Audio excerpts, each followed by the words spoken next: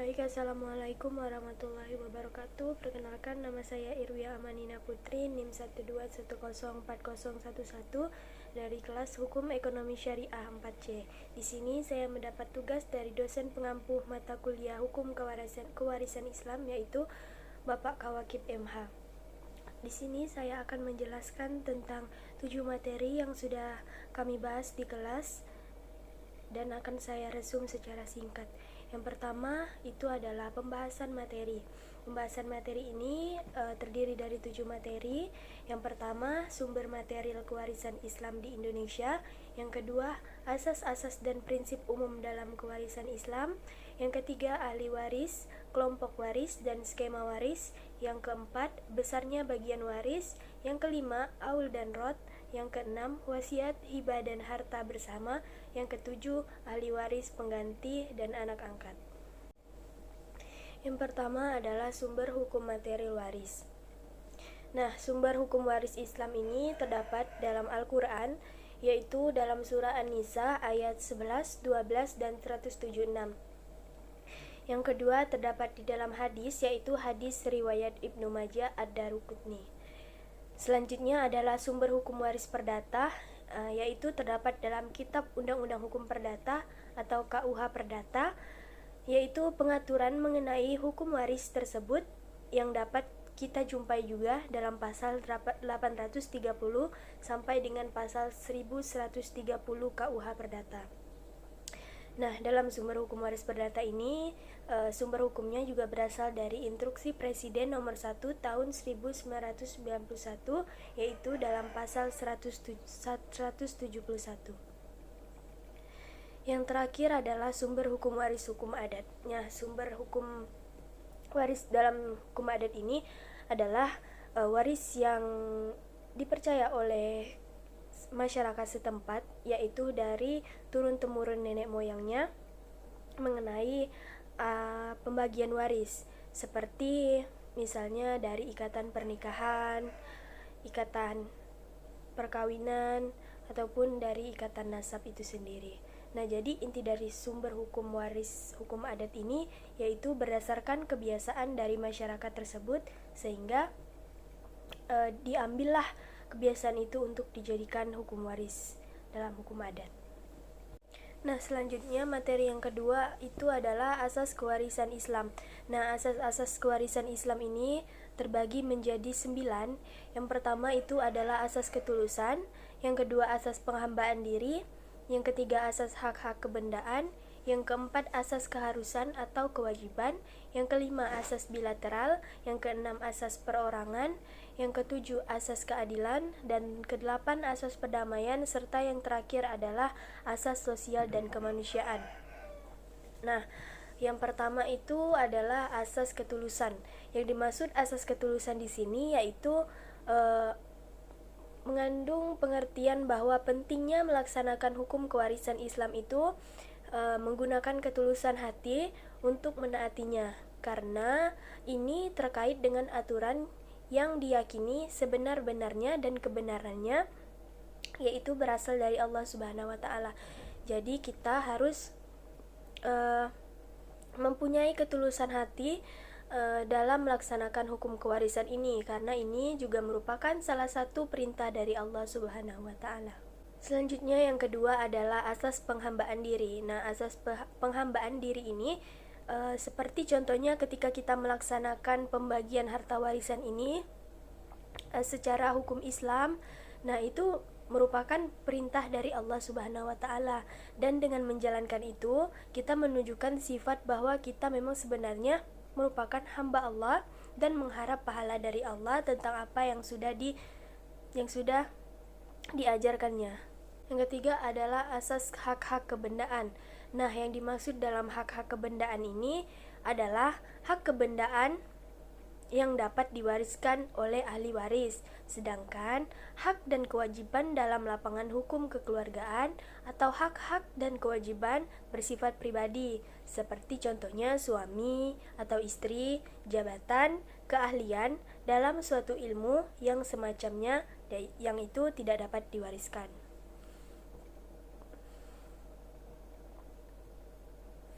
Yang keempat adalah asas keharusan atau kewajiban.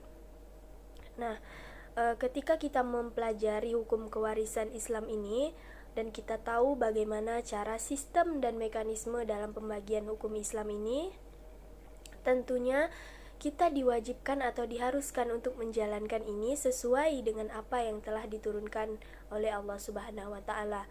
Dia mengajarkan bahwa pentingnya hukum kewarisan Islam ini ketika kita sudah mempelajarinya dan mengetahuinya. Kita juga dapat mengetahui apa saja yang dapat menghalangi dari pembagian waris itu, apa saja dan berapa saja bagian tersebut. Maka kita diharuskan atau diwajibkan mempelajari hukum kewarisan Islam ini. Yang kelima adalah asas bilateral.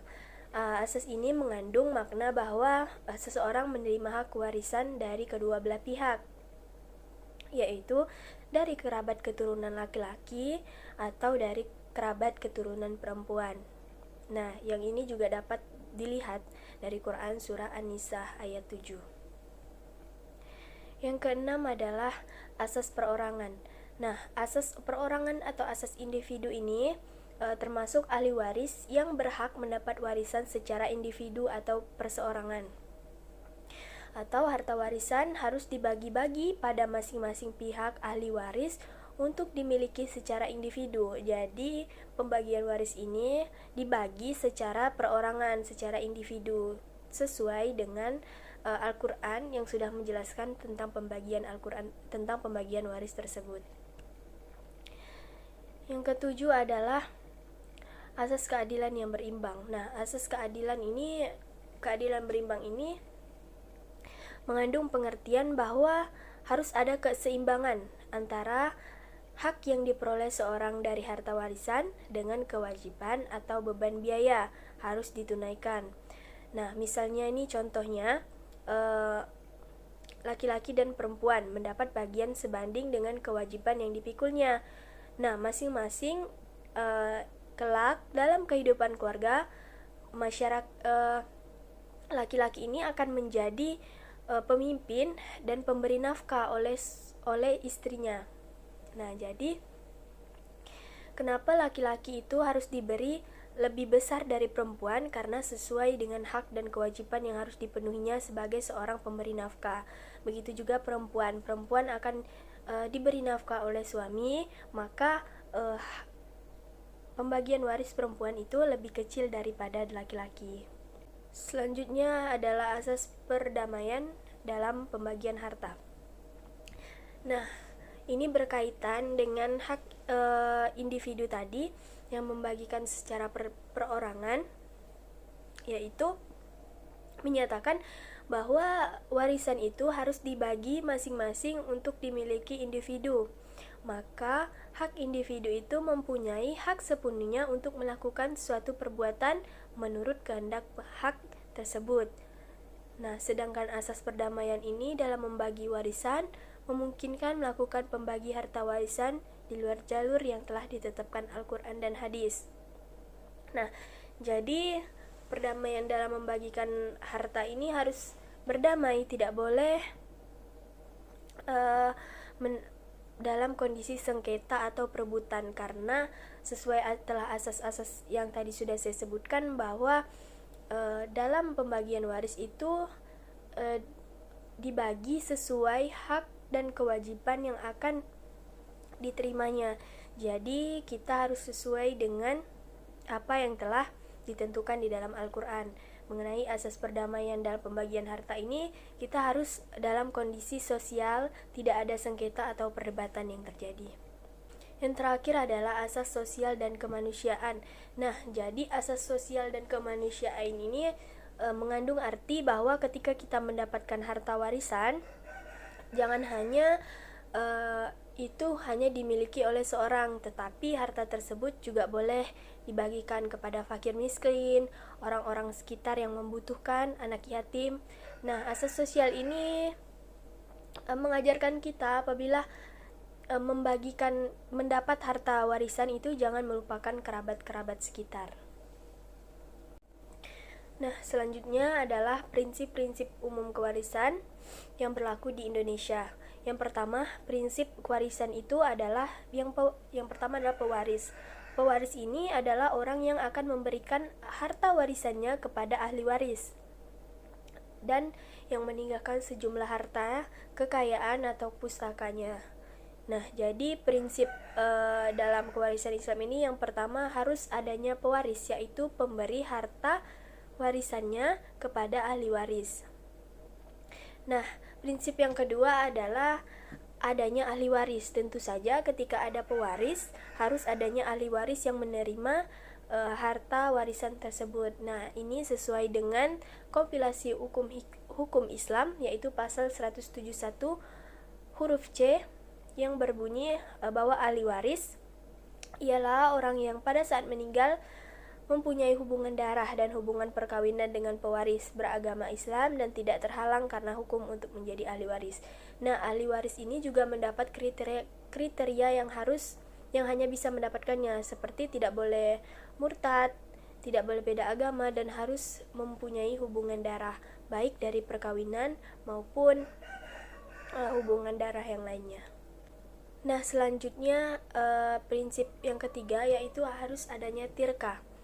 Nah, tirkah ini merupakan harta peninggalan. Harta benda yang ditinggalkan oleh si mati yang akan diwarisi oleh para ahli waris setelah diambil untuk biaya-biaya perawatan. Nah, jadi tirkah ini merupakan harta yang dimiliki oleh pewaris, tetapi kita sebagai ahli waris harus mendahulukan pembayaran si mayit, seperti misalnya si mayit mempunyai hutang atau si mayit pernah melaksanakan wasiat. Jadi sebagai ahli waris itu harus dituruti terlebih dahulu. Yang keempat adalah wasiat. Nah, wasiat ini adalah pernyataan kehendak oleh seseorang mengenai apa yang akan dilakukan terhadap hartanya setelah dia meninggal kelak. Jadi wasiat ini merupakan titipan ucapan seorang pewaris untuk mengenai bagaimana hartanya ini harus dikemanakan, diapakan, dan harus dibagi ke siapa-siapa. Ini merupakan wasiat yang dilakukan sebelum pewaris itu meninggal. Yang terakhir adalah hibah. Hibah ini adalah suatu akad yang berisi pemberian harta kepada orang lain tanpa imbalan. Nah, tujuan dari hibah ini untuk mendekatkan diri kepada Allah, di mana orang yang diberi bas menggunakan harta tersebut. Sedangkan apabila seseorang memberikan hartanya kepada orang lain untuk dimanfaatkan, tetapi tidak sebagai hak milik, maka itu disebut sebagai pinjaman. Nah, hibah ini yaitu seperti pemberian harta kepada orang lain tanpa meminta imbalan apapun. Jadi hibah ini memberi secara sukarela. Selanjutnya adalah ahli waris. Nah, ahli waris ini terdapat beberapa 5 pengelompokan materi. Yang pertama adalah syarat dari ahli waris, yang kedua rukun dari ahli waris, tingkatan dari ahli waris, dan kelompok dari ahli waris, serta kelompok yang terhalang ahli waris. Yang pertama adalah syarat dari ahli waris itu, yang pertama meninggalnya pewaris. Jadi ketika mendapat ahli waris itu tentu saja pewarisnya harus meninggal, karena ini merupakan syarat dari ahli waris. Yang kedua, harus adanya ahli waris. Nah, ketika pewaris meninggal, maka harus adanya ahli waris karena hubungan darah dari pewaris. Yang ketiga adalah diketahui furudnya. Nah, furudnya ini termasuk dari diketahui berapa saja bagian-bagiannya. Yang kedua adalah rukun dari ahli waris, hampir sama dengan syarat dari ahli waris. Yang pertama harus meninggalnya pewaris, yang kedua adanya ahli waris, dan yang ketiga diketahui harta warisannya tersebut. Selanjutnya adalah tingkatan dari ahli waris. Nah, yang pertama ini adalah golongan asbabul furud. Nah, golongan asbabul furud ini adalah golongan-golongan yang sudah pasti mendapat ahli waris. Yang kedua, golongan asbabul nasabiyah. Nah, golongan asbabul nasabiyah ini berdasarkan dari golongan nasabnya. Yang ketiga adalah rod. Selanjutnya adalah kelompok dari ahli waris. Yang pertama yaitu hubungan darah. Hubungan darah ini seperti anak anak dengan ayah serta ibunya. Mereka mempunyai hubungan darah. Sedangkan kelompok yang kedua adalah hubungan perkawinan. Nah, hubungan perkawinan ini dimaksud seperti hubungan antara suami dan istri. Mereka menjadi suatu hubungan karena adanya perkawinan. Yang terakhir adalah kelompok yang terhalang ahli waris. Nah, kelompok-kelompok ini yang tidak dapat mendapatkan ahli waris, yang pertama adalah murtad, yaitu bukan beragama Islam dan telah keluar dari agama Islam. Yang kedua adalah seorang pembunuh. Jadi seorang ahli waris itu tidak boleh merupakan seorang pembunuh.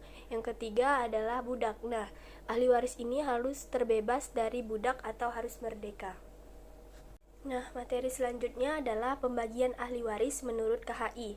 Nah, KHI ini merupakan kompilasi hukum Islam. Ahli waris menurut kompilasi hukum Islam adalah orang yang berhak mewarisi, sehingga terdapat 3 syarat untuk menjadi ahli waris yang ditentukan di dalam pasal 171C KHI, yaitu yang pertama adalah orang yang mempunyai hubungan darah atau hubungan perkawinan dengan pewaris. Jadi syarat ahli waris dalam KHI ini harus mempunyai hubungan darah atau perkawinan. Seperti yang sudah saya jelaskan tadi, seperti contohnya anak dengan ibu, anak dengan ayah itu mempunyai hubungan darah. Sedangkan hubungan perkawinan dengan pewaris seperti misalnya suami dan istri. Yang kedua, tentunya pembagian ahli waris ini harus beragama Islam. Jadi ahli waris wajib merupakan orang muslim. Yang ketiga adalah tidak terhalang karena hukum untuk menjadi ahli waris. Nah, tidak terhalang ini dapat kita lihat dari pasal 172 KHI yang berbunyi bahwa ahli waris dipandang beragama Islam apabila diketahui dari kartu identitas atau pengakuan serta amalan dan kesaksiannya. Sedangkan bayi-bayi yang baru lahir atau belum dewasa dan tidak dapat menentukan agamanya sendiri, maka dia dapat mengikuti agama menurut ayahnya atau lingkungan sekitarnya. Selanjutnya adalah pembagian ahli waris menurut jurisprudensi. Nah, sumber hukum kewarisan Islam di Indonesia menggunakan beberapa jurisprudensi seperti putusan MA nomor 16K/AG/2010. Nah, dalam jurisprudensi tersebut, ahli waris itu terdiri dari ibu, istri atau beda agama, 3 saudara perempuan kandung, dan 1 saudara laki-laki. Nah, seperti kita ketahui dalam KHI atau fikih bahwa ketentuan menjadi ahli waris itu harus beragama Islam, harus mempunyai hubungan nasab atau harus mempunyai hubungan darah, tetapi berbeda dengan menurut jurisprudensi. Jurisprudensi ini mengatur tentang pembagian ahli waris yang bukan merupakan hubungan darah, hubungan perkawinan, atau berbeda agama. Karena jurisprudensi ini mengatur bagaimana ketika seorang anak mempunyai agama yang berbeda dengan ibunya, maka itu diwajibkan mendapat ahli waris. Selanjutnya adalah aul. Aul dalam bahasa berasal dari kata a'ala yang artinya bertambah atau naik. Nah, secara istilah aul ini yaitu bertambahnya jumlah harta waris dari yang telah ditentukan dan berkurangnya bagi para ahli waris. Artinya contohnya seperti jumlah bagian waris yang melebihi dari harta yang ada. Hal ini terjadi karena ketika makin banyaknya asbabul furudnya, sehingga harta yang dibagikan habis, namun masih ada di antara ahli waris yang belum menerima. Nah, masalah pokoknya yaitu harta harus ditambah sehingga seluruh harta waris dapat mencangkupi jumlah asbabul furud yang ada meskipun bagian mereka menjadi berkurang. Nah, contohnya seperti ketika ada seorang pewaris yang ingin mewarisi hartanya kepada ahli waris, tetapi belum terpenuhnya semua yang mendapat bagian ahli waris itu, harta pewaris ini sudah habis. Maka sesuai ketentuan yang sudah dibagi bahwa mendapat berapa dalam ahli waris pewaris itu, maka boleh dikurang bagiannya karena kurangnya jumlah dari harta tersebut. Jadi harta itu harus tetap dibagikan sehingga mendapatkan semua yang memang harus mendapatkannya. Karena ketika hartanya sudah habis, tentu saja akan ahli waris yang tidak kebagiannya. Ahli waris yang tidak kebagian itu harus tetap mendapatkannya dengan cara mengurangi pembagian waris yang telah ditentukan di awal. Selanjutnya adalah rod. Nah, rod secara bahasa mengandung beberapa arti, yaitu la'adah yang berarti mengembalikan seperti sebuah kalimat roda aliyah haqqah yang artinya dia mengembalikan hak kepadanya. Adapun rod menurut istilah adalah berkurangnya pokok masalah dan bertambahnya jumlah bagian asbabul furud. Nah, di mana dapat diartikan bahwa rod ini kebalikan dari aul tadi. Rod ini tidak akan terjadi kecuali pada orang-orang yang mempunyai bagian asbabul furud, karena bagian waris mereka ini bisa menghabiskan semua harta. Nah, jadi rod ini kebalikan dari aul tadi. Nah, selanjutnya adalah syarat dan rukun aul. Yang pertama adalah kelebihan saham daripada asal masalah. Jadi kelebihan hartanya ini daripada asal masalah sebelumnya. Yang kedua, jumlah harta yang ditinggalkan sedikit ketimbang ahli waris yang ada. Nah, jadi hartanya ini lebih sedikit dibanding ahli waris. Hartanya sudah habis, tetapi ahli waris yang belum dapat masih ada. Syarat rod.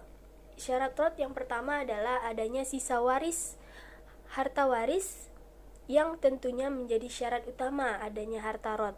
Tanpa adanya harta yang berlebih maka tidak ada kasus terjadi. Jadi rod ini kebalikan dari aul. Kalau aul kekurangan harta tetapi asbabul furudnya masih ada, sedangkan rod ini hartanya yang masih ada. Nah, yang kedua adalah tidak ada ahli waris asobah. Ketika ahli waris asobah ada dalam sebuah kasus kewarisan, maka harta yang bisa menjadi hak mereka karena sesuai dengan ketentuan Al-Quran dan Sunnah. Selanjutnya adalah rukun dari rod itu adalah adanya asbabul furud. Tentunya harus ada asbabul furud. Yang kedua adanya kelebihan saham atau harta. Yang ketiga tidak ada ahli waris asabah. Nah, dasar hukum dari rod ini sesuai dengan Quran surah Al-Anfal ayat 75, yaitu orang-orang yang mempunyai hubungan kerabat sebagiannya lebih berhak terhadap sesama daripada yang bukan kerabat. Yang kedua adalah dasar hukum aul, ini terdapat dalam surah An-Nisa ayat 3. Nah, selanjutnya adalah wasiat dan hibah.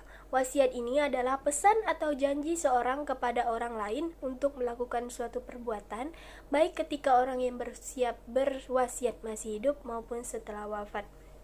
Jadi wasiat ini merupakan pesan yang diutarakan pewaris kepada orang lain untuk melakukan perbuatan yang akan disuruhnya, baik itu berupa dia masih hidup ataupun setelah dia wafat. Nah, selanjutnya adalah hibah. Hibah dalam KHI pasal 171 ini adalah pemberian suatu benda secara sukarela tanpa adanya imbalan dari seorang kepada orang lain yang masih hidup untuk dimiliki. Jadi hibah ini pemberian harta secara sukarela tanpa meminta balasan atau tanpa adanya timbal balik dari orang yang diberi. Nah, ada beberapa syarat dalam penerima wasiat. Yang pertama, penerima wasiat bukan ahli waris dari penerima wasiat. Jadi, ketika seorang pewaris berpesan dan menerima wasiat, itu tidak boleh diberikan wasiat kepada ahli warisnya langsung, atau atau harus diberikan wasiat itu kepada orang yang bukan dari ahli waris tersebut. Nah, yang kedua adalah penerima wasiat ini diketahui wujud aslinya, diketahui orangnya, keberadaannya, dan diakui. Yang ketiga adalah penerima wasiat bukan seorang pembunuh. Nah, penerima wasiat tentunya bukan berasal dari seorang yang pernah membunuh atau orang yang membunuh. Yang keempat adalah penerima hendaklah bukan orang kafir. Jadi penerima wasiat ini juga harus orang-orang muslim. Nah, ada beberapa pencabutan wasiat. Pencabutan wasiat ini dapat dicabut dalam pasal 199 ayat 1 kompilasi hukum Islam yang menyebutkan bahwa pewasiat dapat mencabut wasiatnya selama calon penerima wasiat belum menyatakan persetujuannya atau sudah menyatakan persetujuannya tetapi kemudian menariknya kembali.